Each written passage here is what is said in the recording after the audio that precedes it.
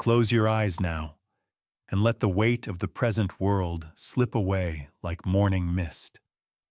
Feel your breathing slow as we journey backward through the centuries, beyond the electric hum of modernity, beyond the rush of steel and glass, into a realm where time moved with the measured cadence of temple bells. Tonight, we walk the moonlit paths of old Japan, where honor was carved into souls like characters brushed onto rice paper, and where a single life could contain the vastness of an entire age. The year is 1687, deep in the heart of the Edo period, when the Tokugawa shogunate had settled over Japan like a protective cloak, bringing peace after generations of war. In this world of strict order and sublime beauty, where cherry blossoms marked the passage of seasons and every gesture carried the weight of centuries of tradition, we find ourselves following the footsteps of one whose story has been whispered through the ages. Let the modern world fade now, like candlelight dimming in the distance, as we enter a time when souls were forged in discipline and tempered by loss. Breathe deeply and step with me into the shadows of history, where lanterns cast dancing light on wooden walkways, and where the path of honor wound through gardens of both beauty and sorrow. The island nation lay wrapped in deliberate isolation, its borders sealed against the churning world beyond by the iron will of the Tokugawa clan. For nearly a century, Japan had turned inward like a flower closing its petals at dusk, creating a civilization of exquisite refinement within its island boundaries.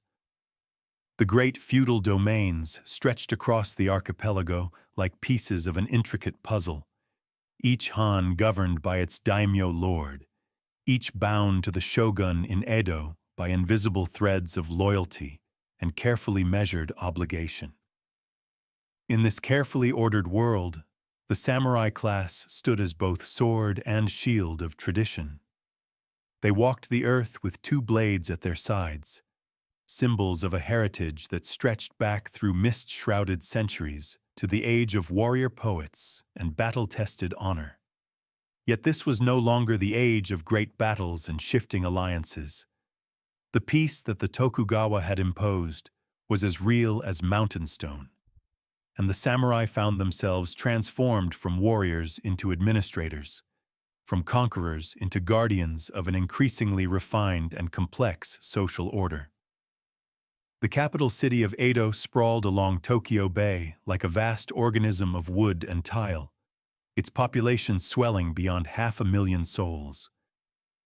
Here, the shogun's castle rose in white-walled majesty, its elegant towers seeming to float above carefully manicured gardens where ancient pines had been shaped by generations of careful hands.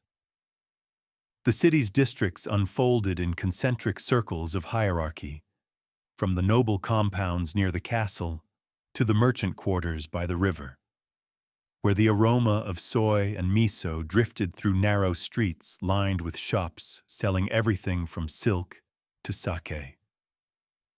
But it was not in the great capital that our story begins, though its influence would eventually draw our tale toward its towering presence like gravity drawing falling leaves. Instead, we must turn our eyes toward the northern domains, where the mountains rose in purple silhouette against evening skies, and where smaller castle towns nestled in valleys that had known the tread of samurai feet for countless generations. In the domain of Sendai, ruled by the powerful Date clan, the landscape rolled in gentle hills covered with stands of bamboo and ancient cryptomeria trees. Here, in a modest estate on the outskirts of a castle town whose name has been lost to time, lived the Matsumoto family.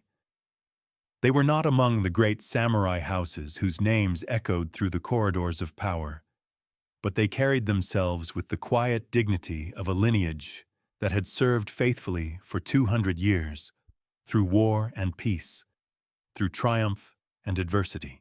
The Matsumoto compound, sat surrounded by a low wall of fitted stones, beyond which spread gardens where camellias bloomed in winter silence and carefully raked gravel paths wound between ancient stones. The main house, built in the traditional style with sliding paper screens and tatami floors that whispered beneath bare feet, faced south toward a view of distant mountains. It was a home that breathed with the rhythm of the seasons, where the sound of wind through bamboo was as familiar as heartbeats, and where the scent of incense from the family shrine mingled with the clean fragrance of tatami and aged wood. Here, in the spring of 1687, beneath the soft light of a full moon that bathed the compound in silver, a child drew his first breath and gave his first cry to the world. The midwife, an elderly woman whose hands had guided countless souls into existence, wrapped the infant in silk cloth dyed the deep indigo of night sky. She placed him in the arms of his mother, Matsumoto Chiyo, whose face, pale from exhaustion but radiant with joy, seemed to glow in the moonlight that filtered through the paper screens. The child's father, Matsumoto Tadayoshi, knelt beside the futon in the formal seiza position, his weathered hands resting on his knees, his eyes fixed upon this newest branch of his family tree. Tadayoshi was a man of 43 years, his face marked by lines that spoke of thoughtful contemplation rather than hardship. His topknot was bound with the precision expected of a retainer to the date clan, and though his cotton kimono was simple, it was worn with the bearing of one who had never forgotten the weight of his ancestors' expectations. "He shall be called Ichiro," Tadayoshi announced softly, his voice carrying the formal cadences of classical Japanese. The name meant first son, simple and traditional, befitting a family that valued substance over ostentation. As if in response to hearing his name spoken aloud, the infant opened dark eyes that seemed to hold already the depth of mountain pools, and gazed up at the faces surrounding him with an intensity that made the midwife murmur a prayer for his protection. In the years that followed, little Ichiro grew like a sapling in rich soil, nurtured by the countless rituals and traditions that governed samurai life. His first memories were of morning light filtering through paper screens, of the soft whisper of his mother's silk kimono as she moved through the house, of the measured cadence of his father's voice as he read from classical poetry during the long winter evenings. The Matsumoto house was a world unto itself, where every gesture carried meaning and every day unfolded according to patterns that had been refined across generations. When Ichiro reached his 3rd year, his formal education began with the gentle precision of morning dew forming on flower petals. Each day, as the first light crept across the tatami mats, he would kneel beside his father in the study, a small figure in a child's kimono, his back straight and his hands properly positioned on his knees. Before them lay brushes and inkstone, paper white as fresh snow, and books whose pages held the wisdom of centuries. "The way of writing is the way of the heart," Tadayoshi would intone softly, beginning each lesson with words that had been passed down through generations of teachers. Each character must be formed with the precision of a sword stroke and the grace of falling cherry blossoms.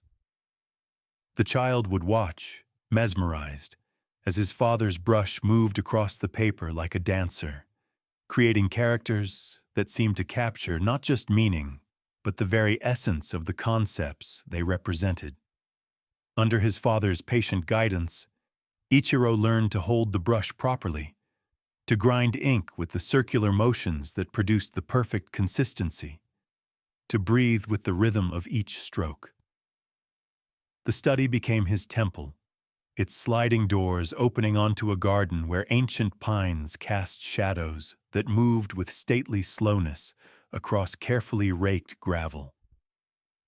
Here, surrounded by the scrolls of classical poetry, and the quiet presence of ancestral spirits honored in the small shrine that occupied one corner, the boy began to absorb not just knowledge but the very essence of what it meant to be samurai.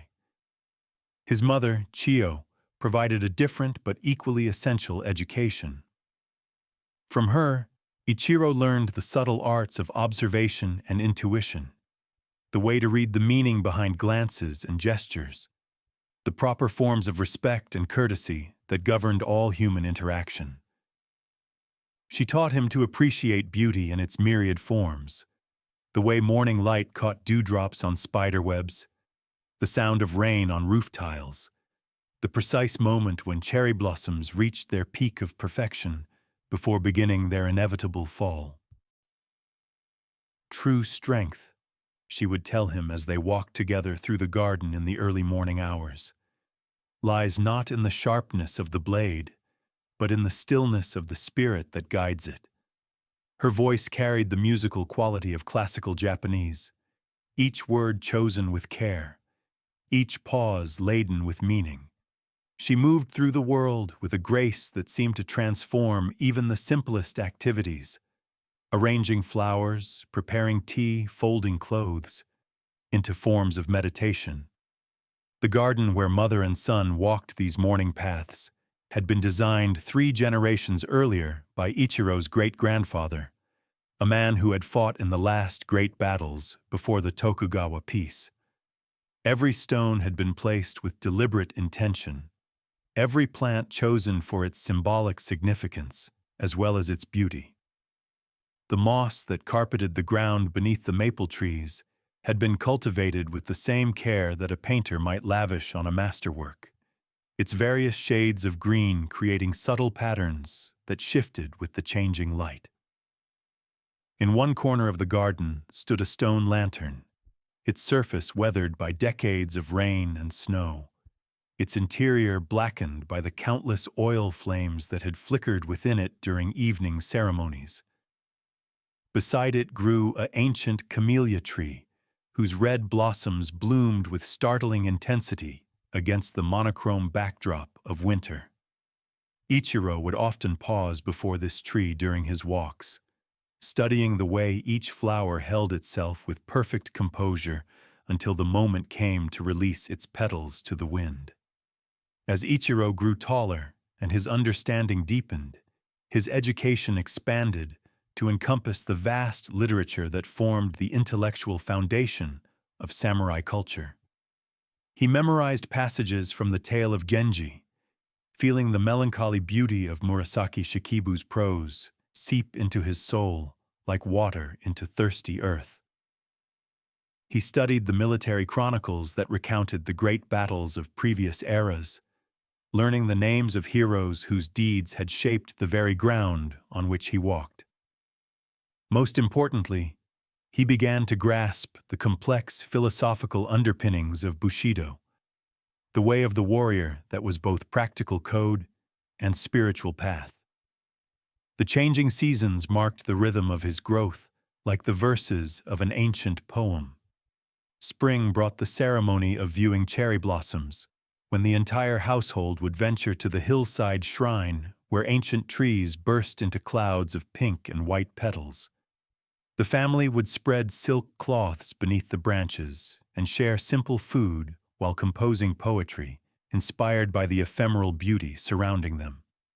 Summer meant long afternoons in the garden, where Ichiro learned to identify the calls of different birds and to appreciate the way light and shadow played across water in the small pond where golden carp moved like living flames beneath the surface. The pond itself was fed by a spring that emerged from beneath moss-covered rocks, its water so clear that every pebble on the bottom seemed magnified and crystalline. Bamboo pipes directed the flow in a gentle cascade that created the softest of sounds, like whispered conversations between stones. Here, Ichiro would sit for hours, watching the interplay of light and water, learning lessons about patience and impermanence that no book could teach. Autumn brought the maple viewing, when the mountainsides burst into flames of red and gold, that seemed to set the very air ablaze with color. The family would make pilgrimages to famous viewing spots, traveling in a simple palanquin along mountain paths, where the crunch of fallen leaves created a carpet of sound beneath their bearers' feet. These journeys were exercises in mindfulness, opportunities to practice the art of being fully present in moments of transcendent beauty. Winter settled over the compound, like a meditation on impermanence and endurance. Snow would accumulate on the carefully shaped branches of the pines, creating temporary sculptures of white and green that lasted only until the next wind or the next warm ray of sunlight. The family would gather around charcoal braziers in the evening, their faces lit by the glow of embers while Tadayoshi read from classical texts or recounted stories of their ancestors' deeds. When Ichiro reached his 7th year, his father began to speak more often of duty and heritage, preparing the boy's mind for the weightier responsibilities that lay ahead. We are links in a chain that stretches back through time to the very founders of our lineage, Tadayoshi would say during their evening conversations, the charcoal in the brazier casting shifting patterns of light and shadow across his weathered features. Each generation adds its own strength to the whole, but must never forget that we are merely temporary guardians of something far greater than ourselves. These words would prove prophetic, though neither father nor son could yet sense the shadows that were beginning to gather at the edges of their peaceful world. For now, there was only the gentle progression of days and seasons, the steady accumulation of knowledge and wisdom, and the deep contentment that came from knowing one's place in the great tapestry of existence. The boy's 8th year brought the first formal introduction to the arts of war, though even this was approached with the methodical care that characterized all aspects of samurai education. In a wooden building that had been constructed specifically for training, separated from the main house by a path lined with carefully maintained bamboo, Tadayoshi began to teach his son the fundamental movements of swordsmanship. The practiced swords were made of oak, their weight carefully calculated to develop proper technique without causing injury to growing bones and muscles.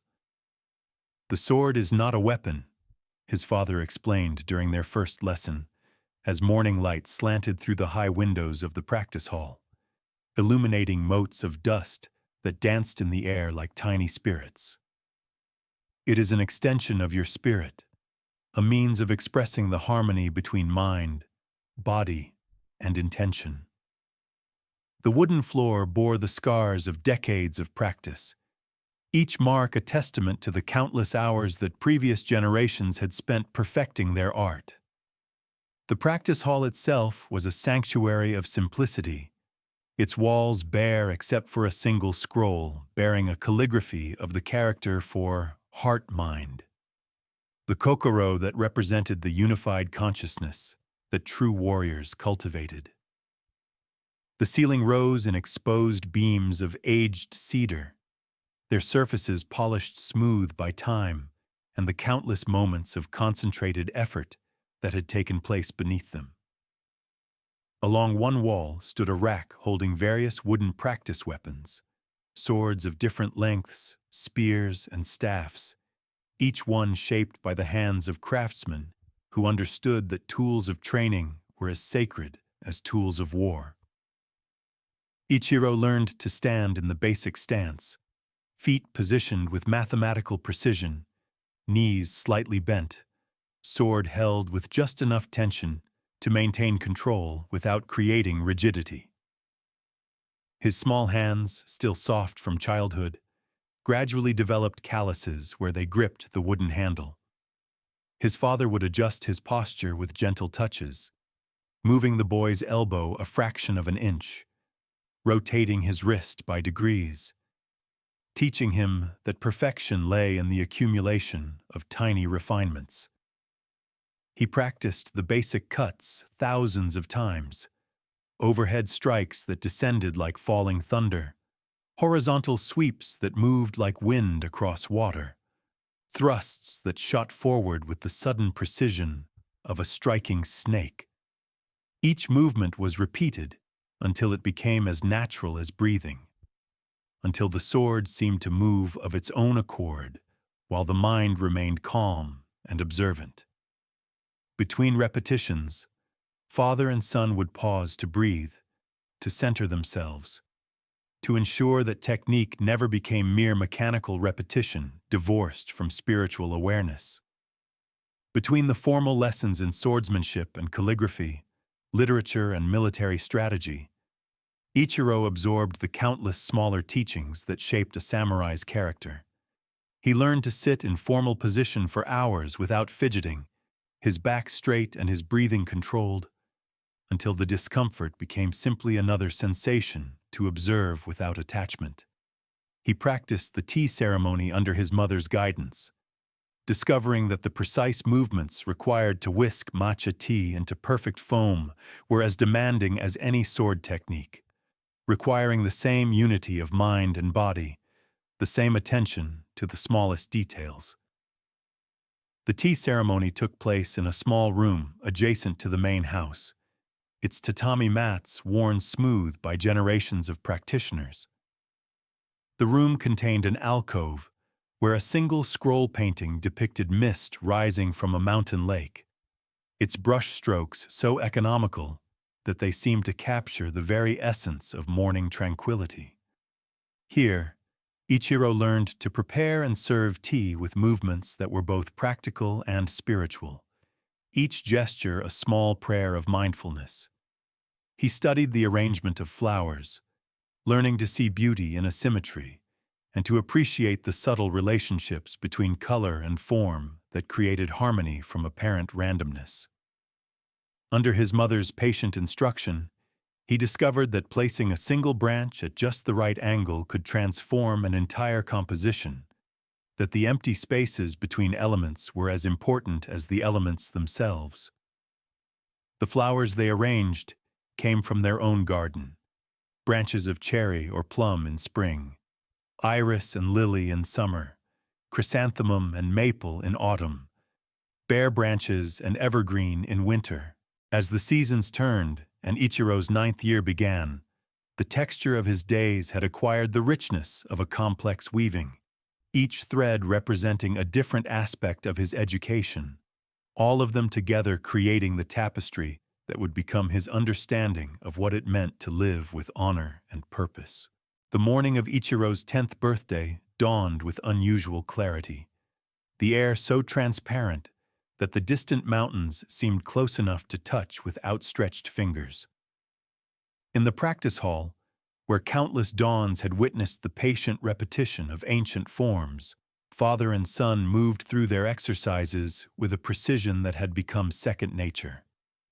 The wooden swords traced arcs through the still air, their passage creating whispers of sound that seemed to harmonize with the gentle rush of wind through the bamboo grove beyond the walls. It was during this practice session that Tadayoshi first spoke to his son about the deeper mysteries of the warrior's path. "Today, you complete your 10th year," he said, lowering his practice sword and regarding the boy with eyes that held new depths of seriousness. "It is time for you to understand that everything we have practiced until now has been preparation for a greater learning." The morning light caught the silver threads that had begun to appear in his carefully maintained topknot, evidence of the passage of years that seemed to flow as smoothly as water over stones. That afternoon, Ichiro was presented to his lord for the first time. The ceremony took place in the Date Castle, a structure that rose from the earth like a manifestation of earthly power and celestial aspiration. The boy traveled there in a palanquin carried by 2 servants, his best silk kimono rustling softly with each step of the bearers, his wooden practice sword replaced for the occasion by his grandfather's wakizashi, its presence at his side both honor and burden. The castle's approach wound through carefully maintained gardens where ancient pines had been shaped into forms that suggested windswept mountains and flowing water. Stone lanterns lined the pathway, their surfaces green with moss that spoke of decades of careful tending. As they passed beneath the first gate, Ichiro felt the weight of history settling upon his small shoulders like an invisible cloak. This was the seat of power from which his family had received their purpose for generations, the center around which their entire world revolved. In the audience hall, Lord Date Tsunemura sat upon a raised platform, his presence filling the vast space despite his relatively small physical stature. He was a man of perhaps 50 years, his face bearing the composed mask that high position demanded. Yet his eyes held an intelligence that seemed to catalog every detail of those who appeared before him. Behind him, screens painted with eagles in flight created a backdrop that spoke of power held in careful restraint. Ichiro performed the ritual prostration with movements his father had made him practice 100 times, his forehead touching the polished wooden floor, while his hands remained positioned in precise angles of respect. When permission came to raise his eyes, he found himself looking into a face that seemed carved from the same stone as the castle's foundations, weathered by responsibility, but unbroken by its weight. "Matsumoto Ichiro," the Lord spoke, his voice carrying the authority of one accustomed to instant obedience. "You are the latest branch of a tree whose roots run deep in the soil of loyal service. See that you grow straight and strong, that you may one day bear fruit worthy of your lineage." The words were formal, ritual, yet they carried an undercurrent of genuine assessment.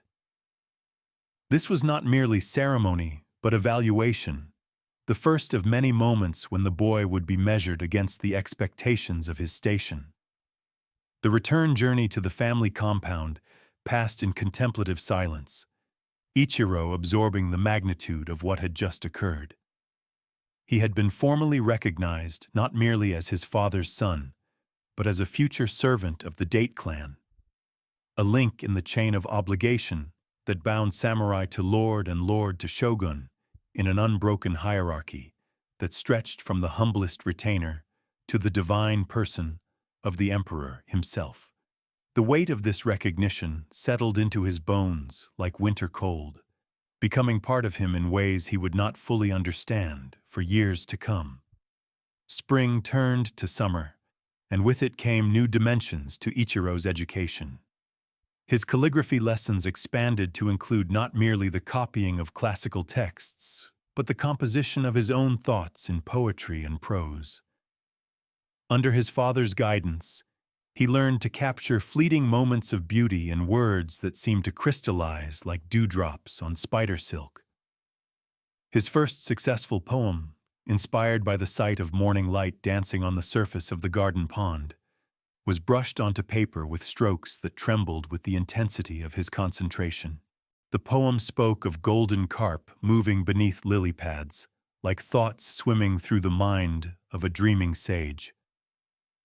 When his father read it, Tadayoshi's face showed the first expression of unmixed pride that Ichiro could remember seeing there. The paper was carefully mounted and placed in the study, where it would remain as testament to the moment when the boy's understanding first transcended mere technical skill to touch the realm of genuine artistic expression. Summer brought with it the festival of Tanabata, when the entire domain celebrated the story of the separated lovers who could meet only once each year across the Bridge of Stars. The Matsumoto family joined the Castletown celebration, walking among lantern-lit streets where vendors sold sweets made from rice and bean paste, where children carried bamboo branches decorated with strips of colored paper bearing their written wishes for the coming year. Ichiro wrote his own wish on a piece of paper that his mother had dyed a deep purple, the color of nobility and spiritual aspiration. His characters, still childish but increasingly confident, expressed his desire to become worthy of his ancestors' legacy. As he tied the paper to a bamboo branch beside the offerings of other children, he felt the presence of those ancestors like a gentle hand placed upon his shoulder, neither demanding nor threatening, but simply acknowledging the continuation of a story that had begun long before his birth and would continue long after his death. The summer nights were filled with the music of insects whose songs seemed to carry messages between earth and heaven. Ichiro would lie on the veranda outside his room, listening to the complex harmonies created by crickets and cicadas, feeling the warm air move across his skin like the breath of sleeping dragons. These moments of solitude became increasingly precious to him as his formal education intensified. Opportunities to simply exist without the weight of expectation or the pressure of constant improvement. It was during one such evening, as autumn began to paint the maple leaves with the first touches of red and gold, that his father came to sit beside him on the wooden boards of the veranda. They remained in comfortable silence for a long time, watching the first stars emerge in the darkening sky, listening to the night sounds of the garden settling into its evening rhythms.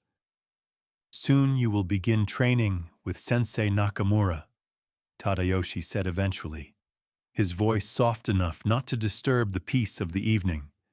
"He will teach you things that I cannot, for his understanding of the sword has been refined by years of study that go beyond what any single family can provide." The name Nakamura was spoken with a reverence that made Ichiro understand immediately that this represented a significant elevation in his education.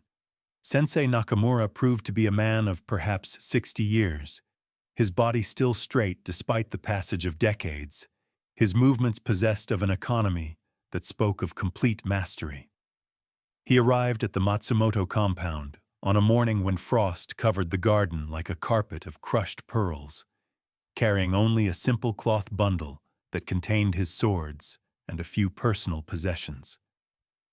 His presence seemed to transform the practice hall from a place of family instruction into something approaching a temple.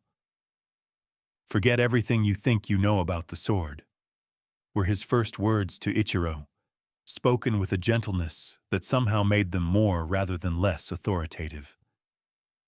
"From this moment, you are beginning again, with empty hands and empty mind."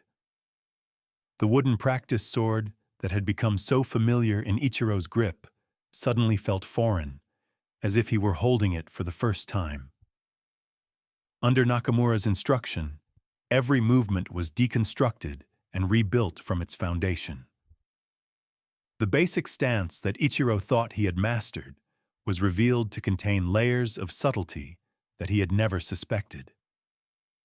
The simple act of drawing the sword from its scabbard became an exercise in meditation, each fraction of the movement coordinated with breath and heartbeat, until the blade seemed to emerge not through muscular effort, but through the natural expression of unified intention. The old sensei's teaching methods were unlike anything Ichiro had experienced. Rather than simply demonstrating techniques and expecting imitation, Nakamura would guide the boy to discover principles through his own experience. A lesson might begin with the instruction to become like water, followed by hours of movement, designed to internalize what that meant in terms of both physical and mental flexibility. Another session might focus on the stillness that exists in the center of motion, leading to exercises that taught the art of maintaining perfect mental calm, even while the body moved with explosive speed. Winter deepened around the compound, and with it came a different quality of training. The practice hall, unheated except by the warmth generated by exertion, became a place where breath formed clouds in the cold air and where the wooden floor required careful attention to avoid slipping on frost that sometimes formed near the windows. Nakamura used these conditions as teaching tools, explaining that a true warrior must be prepared to function in any environment. That comfort was a luxury that could prove fatal in moments of crisis. The boy's hands, already toughened by years of practice, developed new layers of callus as the wooden sword handle became an extension of his grip. His feet learned to find secure placement on surfaces slick with moisture. His breathing adapted to the rhythm required for sustained effort in thin, cold air. More importantly, his mind began to develop the kind of flexible strength that could maintain focus regardless of external conditions. As the year turned and spring returned to the northern domains, Ichiro had grown taller and more substantial, his movements acquiring the fluid power that marked the difference between childhood practice and adolescent skill. Sensei Nakamura began to introduce him to the philosophical texts that undergirded true swordsmanship. The writings of Miyamoto Musashi, the teachings of Takuan Soho, the classical military treatises that revealed strategy as an art form as complex and beautiful as poetry or painting. The sword exists to preserve life, not to take it, Nakamura explained during one of their evening discussions, as they sat in the practice hall with only a single lantern for illumination. A warrior who truly understands his art will find that his greatest victories are those fights he never has to engage in. The flickering light cast shadows that danced across the walls like phantom swordsmen, their movements seeming to echo the forms that had been practiced in this space over generations. The spring of Ichiro's 13th year brought news that would begin the transformation of his world, though at first the changes seemed distant and abstract. Messengers began arriving at the castle with increasing frequency, their horses foam-flecked from hard riding, their messages sealed with the urgent red wax that indicated matters of high importance.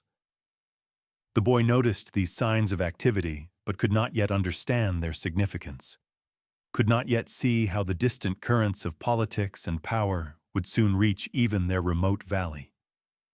His father's demeanor began to change in subtle ways that only long familiarity could detect. Tadayoshi's morning prayers before the family shrine grew longer, his evening conversations more introspective, his instruction more urgent, as if time were somehow becoming scarce.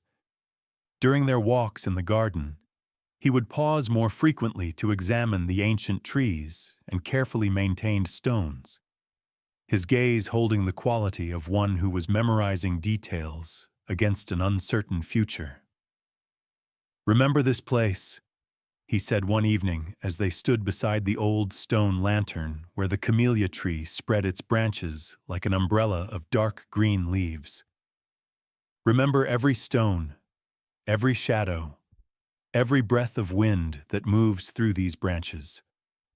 A man's true wealth lies not in what he owns, but in what he carries within his heart. And the memories of beauty can sustain the soul through times when external beauty becomes scarce." These words carried an undertone of prophecy that made Ichiro's chest tighten with apprehension, though he could not have articulated the source of his unease. The compound that had been his entire world suddenly seemed more precious and more fragile, like a bubble of soap floating in still air, perfect in its completeness, but subject to forces that could destroy it in an instant.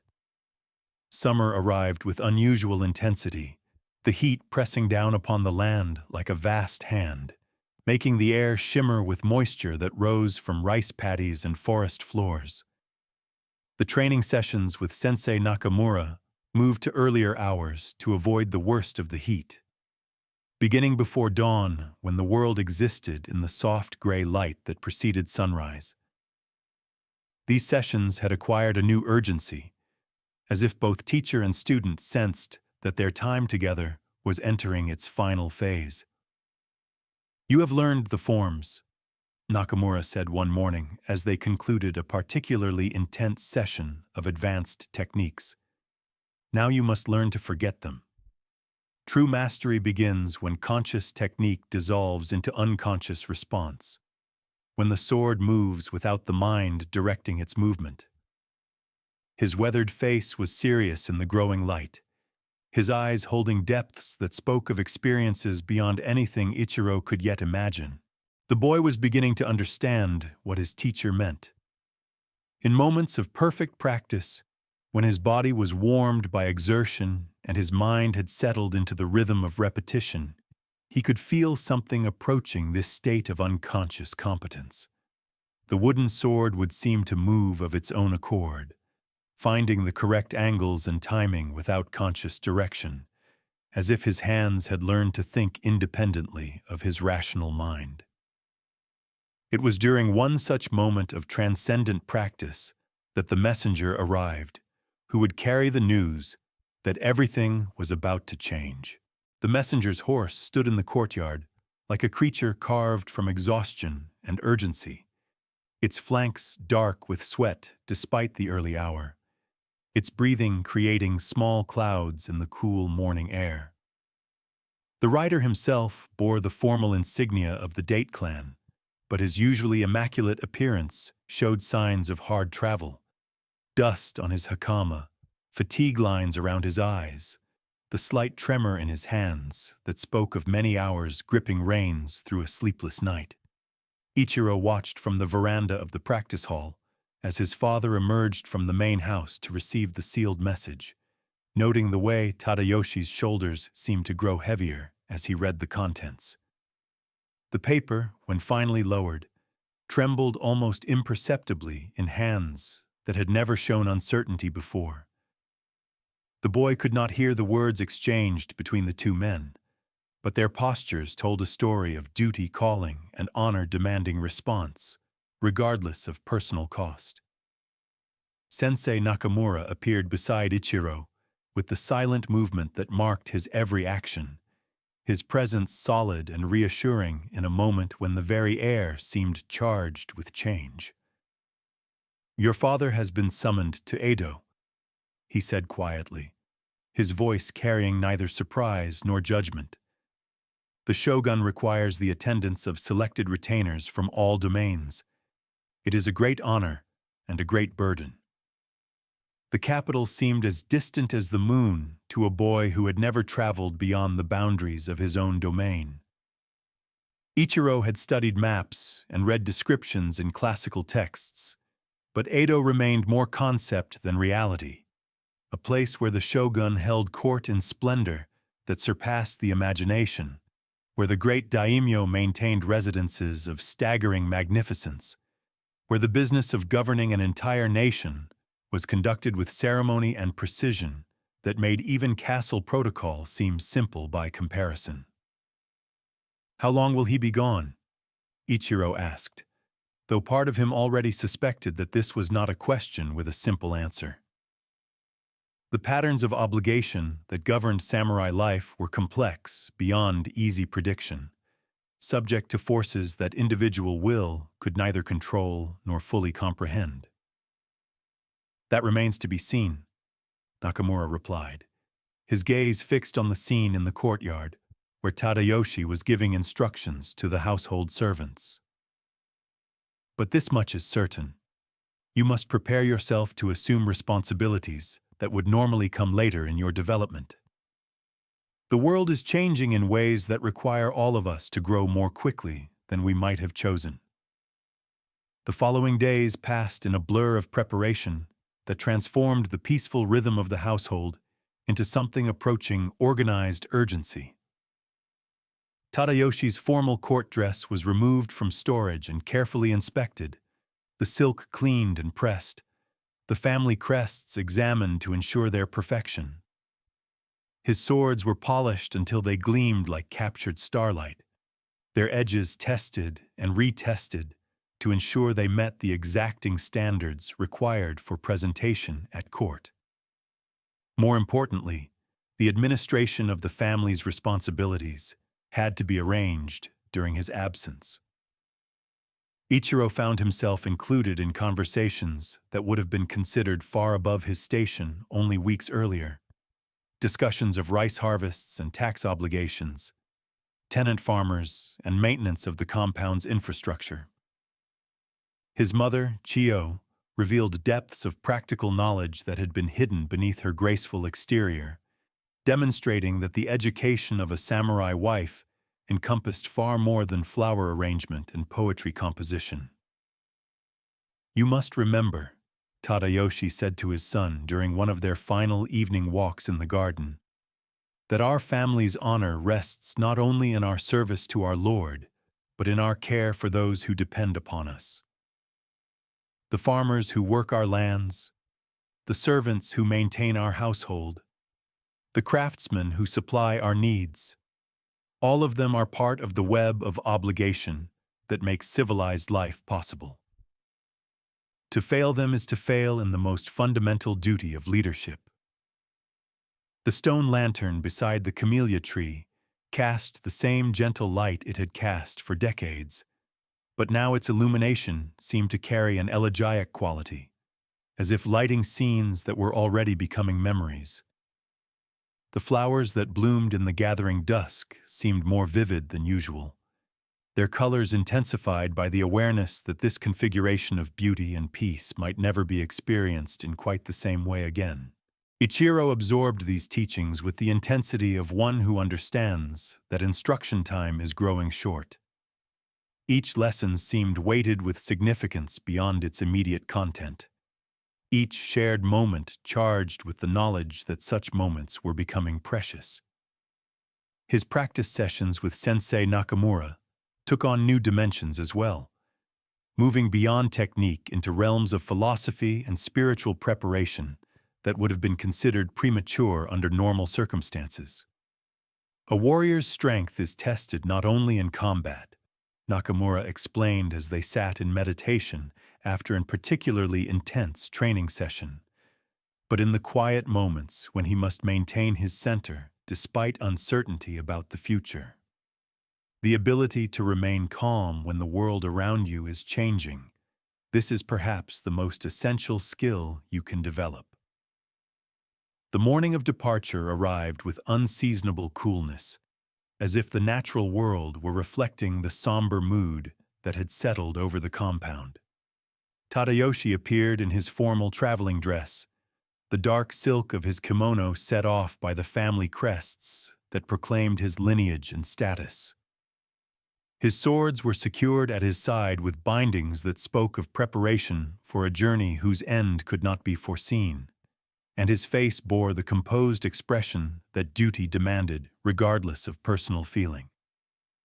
The farewell ceremony was conducted with the formal precision that governed all significant moments in samurai life. Ichiro knelt in perfect seisa before his father, his own posture reflecting years of training in the proper forms of respect and submission. Chio remained slightly behind her son, her silk kimono rustling softly as she performed her own ritual prostration, her face a mask of composed acceptance that revealed nothing of whatever emotions might be churning beneath the surface. "Guard your mother and our household," Tadayoshi said, his voice carrying the weight of formal instruction. "Study diligently with Sensei Nakamura. Remember that every action you take reflects not only upon yourself, but upon our entire lineage. Conduct yourself always with the knowledge that you are being watched by our ancestors, and that their approval must be earned through deed, not merely inherited through blood." The palanquin that would carry him to the first way station waited in the courtyard, its bearers standing with the patient endurance of men accustomed to serving the needs of their betters. As Tadayoshi took his place within the silk-curtained interior, Ichiro felt a tightening in his chest that seemed to compress his very ability to breathe. This was not merely a departure, but a severing, the end of a phase of life that had provided security and certainty, the beginning of something whose shape remained unknown. The compound fell into new rhythms in the wake of Tadayoshi's departure, routines that acknowledged his absence while maintaining the essential structures of samurai household life. Ichiro found himself occupying his father's place in many of the daily ceremonies, sitting in the study where he had learned to read and write, kneeling before the family shrine where he now offered prayers not only for ancestors, but for the safe journey and successful service of the living. Sensei Nakamura assumed greater responsibility for the boys' development, expanding their training sessions to include subjects that had previously been considered premature. Military strategy became a regular part of the curriculum, with careful study of historical campaigns and the principles that had guided legendary commanders. Political philosophy took its place alongside poetry and calligraphy, preparing Ichiro for a world where understanding the motivations of others could prove as important as skill with the sword. "Your father serves in interesting times," Nakamura observed during one of their evening discussions, as summer gave way to autumn and the maples began their annual transformation. "The peace that has governed Japan for nearly a century is deeper than any in our recorded history. Yet peace itself creates its own forms of challenge. A generation of samurai has grown to maturity without experiencing the testing that war provides. This creates both opportunities and dangers that previous ages did not face." Ichiro was beginning to understand these complexities through his own experience. The skills he was learning, swordsmanship, poetry, administrative capability, philosophical insight, were all traditional elements of samurai education. Yet the context in which he would apply them was unlike anything his ancestors had faced. The enemies he might encounter would be subtle rather than obvious, requiring forms of warfare that bore little resemblance to the straightforward conflicts of previous generations. Letters from Edo arrived with irregular frequency, each one read and reread until the paper showed signs of handling, each one analyzed for meanings that might lie between the carefully formal lines of text. Tadayoshi wrote of ceremonies of staggering magnificence, of audiences with figures whose names were legendary, of a capital city whose scale dwarfed anything in the provincial domains. Yet beneath the factual reporting lay undertones that spoke of complexity and challenge, of a world where the simple certainties of family loyalty were subjected to pressures that tested the very foundations of traditional obligation. The boy's 14th birthday passed with quiet ceremony, marked by prayers at the family shrine and a private moment of reflection before the stone lantern that had become his favorite spot for contemplation. He was taller now, his voice showing the first signs of the changes that would transform him from child to young man. His understanding deepened by months of intensive instruction and accelerated responsibility. Standing in the garden that evening, watching the last light fade from the western sky while the first stars emerged overhead, Ichiro felt the weight of inheritance settling upon his shoulders like a cloak passed down through generations.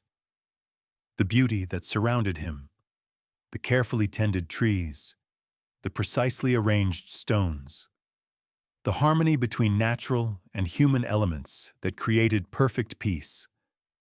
All of this was now partially his responsibility to maintain and protect.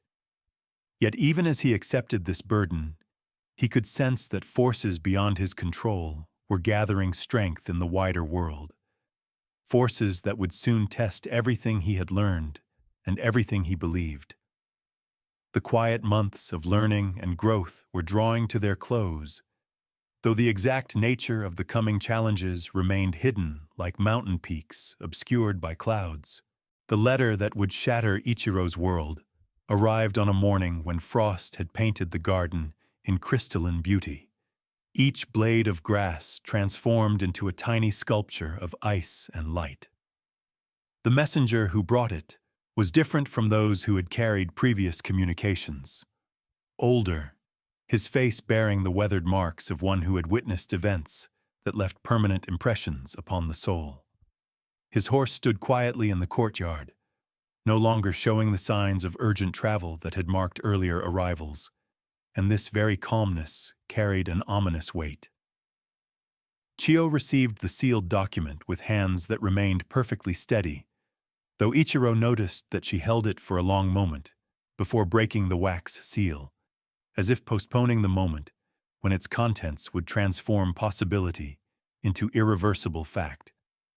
When she finally unfolded the rice paper and began to read, her face maintained its composed mask, but something in the quality of her stillness told him that the news was not what they had hoped to receive. "Your father has been honored with a permanent position in the shogun's service," she said finally, her voice carrying the formal cadences that duty required. "He will remain in Edo indefinitely, serving in the administration of the realm's affairs." The words were spoken with careful precision, each syllable articulated clearly, but beneath their surface lay depths of meaning that would take time to fully comprehend. Ichiro felt the world shift beneath him like ground trembling before an earthquake, though the physical sensation lasted only a moment. What followed was a strange clarity, as if the uncertainty that had shadowed recent months had finally crystallized into something definite, something that could be faced and understood. His father would not be returning. The life they had known was ending.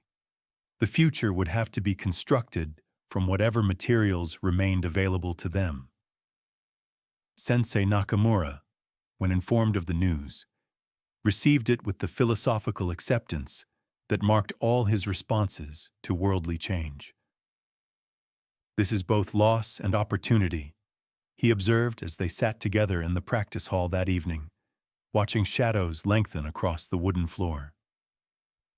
"Your education now enters its most crucial phase, for you must learn not from instruction, but from experience, not from preparation, but from actual responsibility."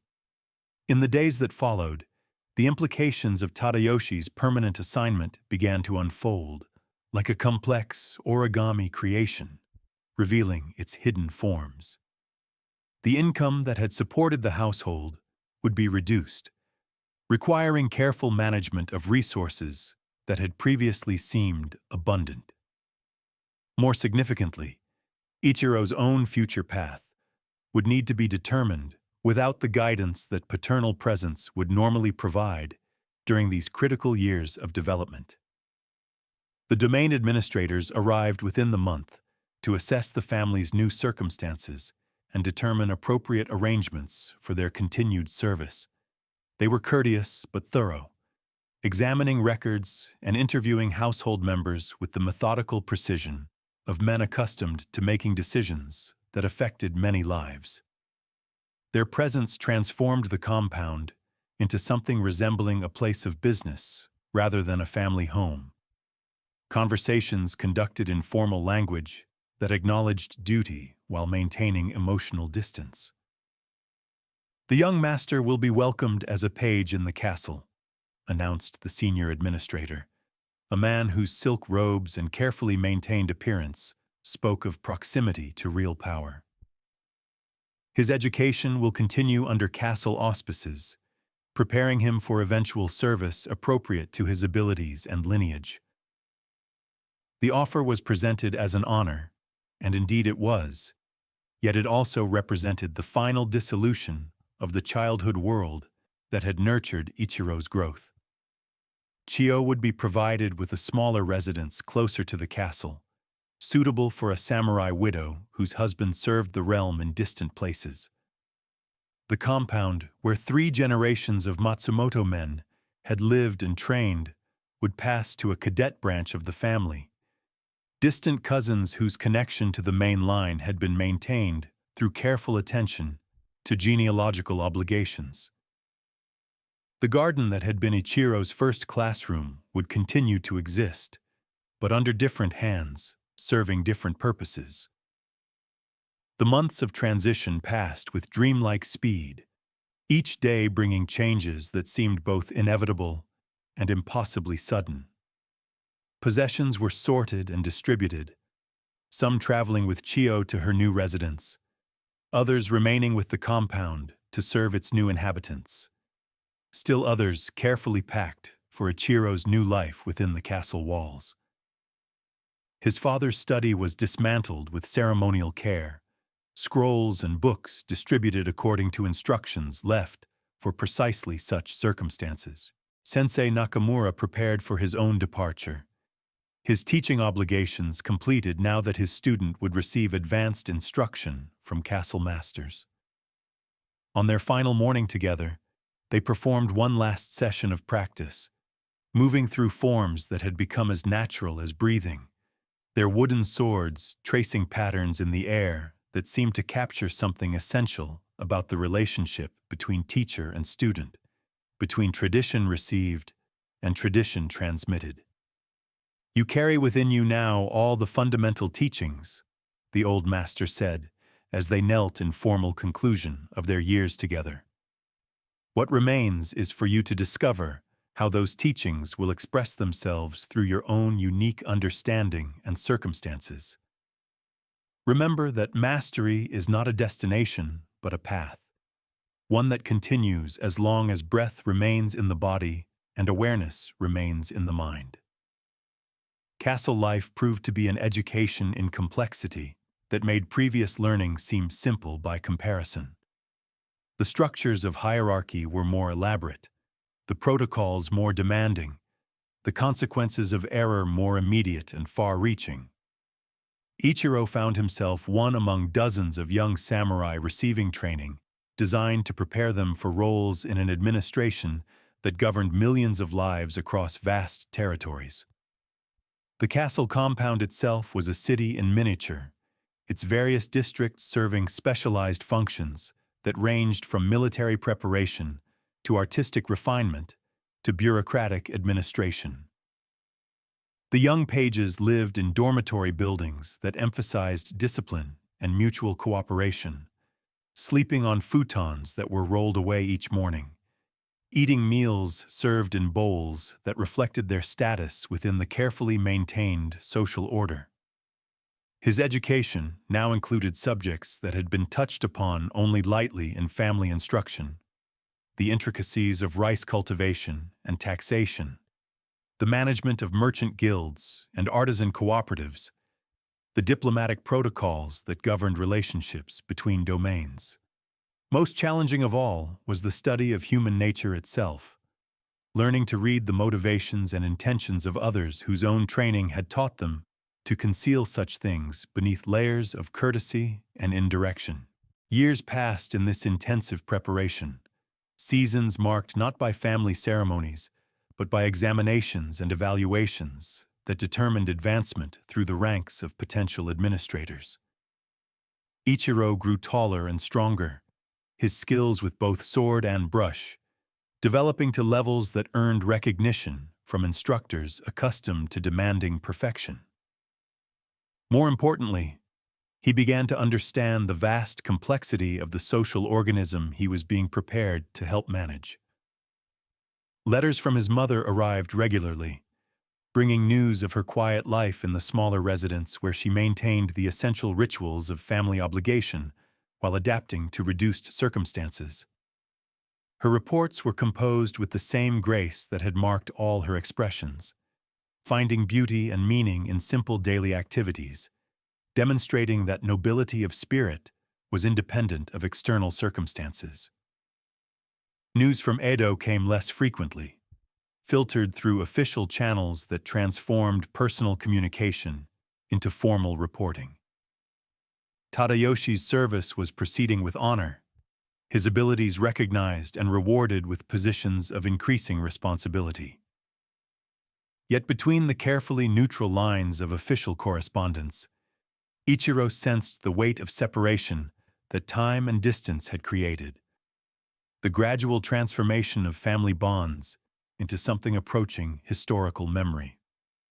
When Ichiro reached his 20th year, he was appointed to a junior administrative position that marked his transition from student to functioning member of the domain's governing apparatus. His responsibilities included oversight of several farming villages, requiring regular travel through countryside that had become foreign to him after years within castle walls. These journeys reconnected him with the fundamental rhythms of agricultural life that provided the foundation for all social structures, reminding him that policy decisions made in comfortable castle rooms affected real people living in modest farmhouses scattered across valley floors.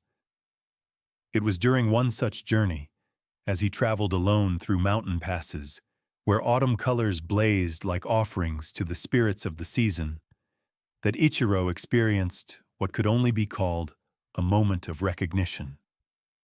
Stopping to rest beside a stream that sang its way down from hidden sources among the peaks, he found himself remembering the garden of his childhood with a clarity that transcended mere recollection. The memory was not of specific events, but of a quality of being, a way of existing in harmony with natural rhythms that had been gradually displaced by the demands of administrative responsibility. He understood suddenly that his education had prepared him admirably for service within existing structures, but had perhaps diminished his capacity to perceive alternatives, to imagine different ways of organizing human relationships with each other and with the natural world.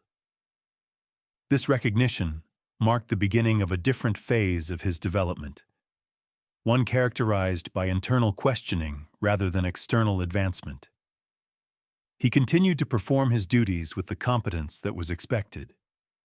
But now those duties were informed by a deeper awareness of their human cost and their philosophical implications. The peace that the Tokugawa had imposed was indeed a remarkable achievement, yet it had been purchased at prices that were only now becoming fully apparent to those trained to look beyond surface appearances. The compound where he had been born and raised passed gradually into memory, though he would occasionally receive reports of its continued maintenance by the cousin's family who had inherited its care. The camellia tree beside the stone lantern continued to bloom each winter, its red flowers offering their brief beauty to whoever might pause to appreciate them. The garden paths were still raked with geometric precision, the ancient pines still shaped according to traditions that connected their care to deeper principles of aesthetic and spiritual harmony. In dreams, Ichiro sometimes returned to walk those paths as they had been during his childhood, when his father's presence had provided certainty about the nature of duty and honor, when his mother's guidance had revealed the subtle beauties that made life meaningful beyond mere survival. These dream visits carried a quality of benediction, as if the spirit of that lost world were reaching across time and change to remind him of values that transcended the particular circumstances in which they had been learned. Now, as evening settles over our tale like silk curtains drawn across the stage where history performs its eternal drama, we can see how one life contained within it all the complexities of an entire age. Ichiro's journey from childhood certainty through adolescent preparation to adult responsibility mirrors the larger transformations that were reshaping Japanese society during those crucial decades.